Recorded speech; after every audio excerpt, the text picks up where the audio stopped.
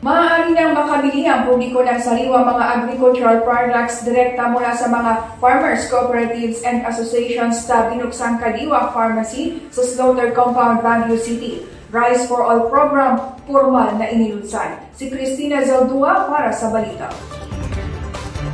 Formal na binuksan ang Kadiwa Pharmacy sa Slaughter Compound, Baguio City nitong ika-6 ng Oktubre. Layunin ng pasilidad na makapagbigay ng abot-kayang mga produktong agrikultural katulad ng sariwang prutas, gulay at ilang processed products na galing pa sa ibang rehiyon. Nasa 5 milyong piso ang pondo ng proyekto.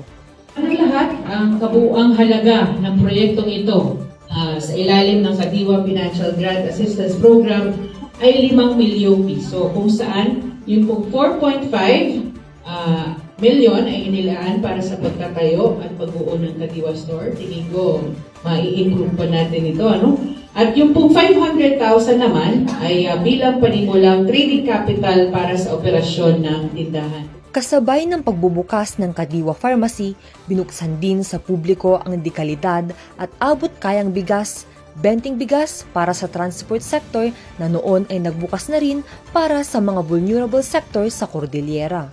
Ayon sa ilang mamimili, malaking tulong ang pagbubukas ng Kadiwa Pharmacy lalo na sa kanilang pamumuhay. Magandang opportunity kasi ito para direkta from farm to consumers. Yung sabi ni Ma'am kanina na para mas less yung kasi ang hirap mag-budget ngayon. Amin na mahina magkakaroon si agriculture. Para kanya, hindi agbiro kami budget. Dadungan na marabot ng magkakapa. Agbiro po tayo ay sinigay. Kaya makaya ngayon.